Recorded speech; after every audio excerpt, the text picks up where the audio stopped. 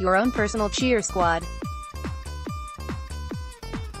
AP photo, John Minchelo. This year I made an oath to myself to stop feeling guilty about everything I normally feel guilty about. Guilty about not being perfect all the time, or ever, really. Guilty for not having the most exemplary wardrobe or flawless body. Guilty for eating too much gluten or drinking too much coffee. Guilty for making investments or taking career risks that don't pan out. Guilty for not responding to every email. Guilty for not being the perfect mom, wife, or friend. I'm exhausted just writing about all this unnecessary guilt. When I dug deep and thought about why I've wasted so much of my short, precious time on earth apologizing for things, I realized that it stems from the intense pressure to have it all, do it all, and be well balanced at the same time. It's difficult to be everything to all people at any given time, whether you're a student, a parent, a boss, an employee, a spouse, an athlete, an artist, a friend in need, an entrepreneur, or a multi-hyphenate.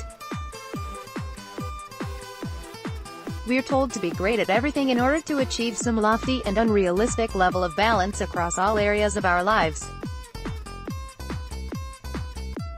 The people you love, the passions you have, and the things you want to accomplish shouldn't be gauged by how well you balance stuff because, let's face it, you can't achieve anything of importance, value, or significance by striving to have it all in a 24-hour period.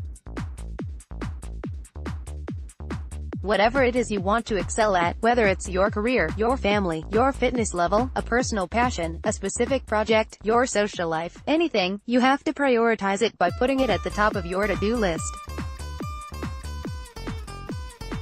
Over and over and over and over and over again. Well balanced. I have a different theory to success. Pick the 3 things you want to achieve today. The first time I actually said pick 3 out loud was in a moment of frustration.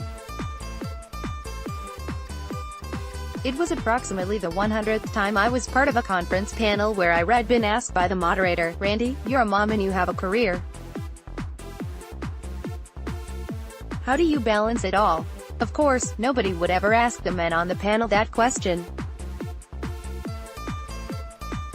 Most of the time when I'd get that same inquiry, that is, every time I'm on a panel, I'd grit my teeth, force a smile, and say something trite about how I try to balance it all.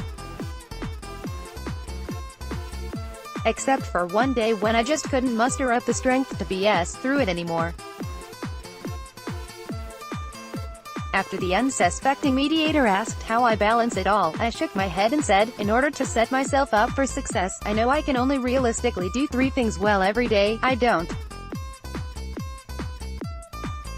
In order to set myself up for success, I know I can only realistically do 3 things well every day. So, every day when I wake up, I think to myself, work, sleep, family, friends, fitness. Pick 3. I can pick a different 3 tomorrow, and a different 3 the following day. But today, I can only pick 3.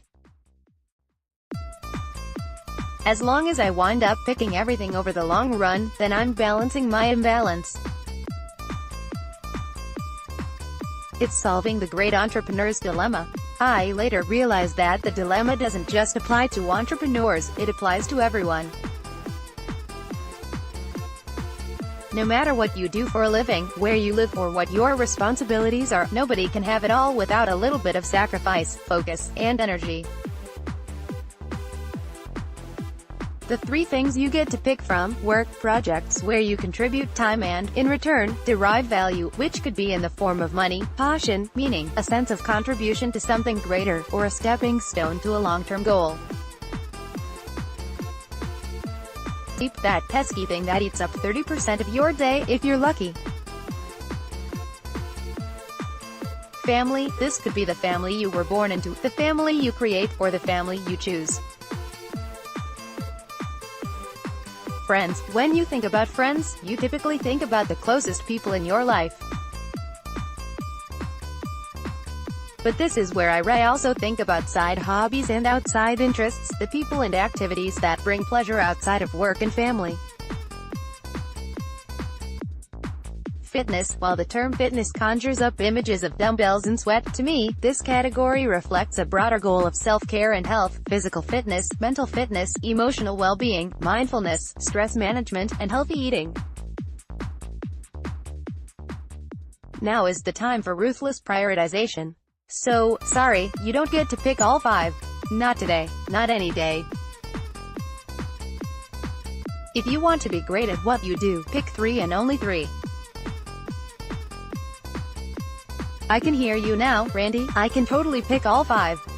I can exercise with my friends and call my mom on the way to work. Fitness, friends, and family. Done. 2-2. Go. While I have no doubt that every once in a while, for a day or two, you can manage to hit all 5 of these, it's really not sustainable in the long run. If you try to accomplish all 5 things well, you're headed for complete and utter burnout. Sure, it's humanly possible to touch upon your family, your friends, your work, your sleep, and your fitness every day. But doing all 5 things, even just for a day, means you're probably not doing any of them with any real depth. We've been taught that imbalance is a dirty word, but I think it's actually the key to success and happiness. When you focus solely on the trio you choose each day, prioritizing becomes totally manageable and you give yourself the permission to do those 3 things with the kind of excellence that will propel you further than weeks of half-assed focus. From Pick 3 by Randi Zuckerberg. Copyright 2018 by Zuckerberg Media Inc. Reprinted by permission of Day Street Books, an imprint of HarperCollins Publishers. Learn how to write for Quartz Ideas. We welcome your comments at ideas@qz.com.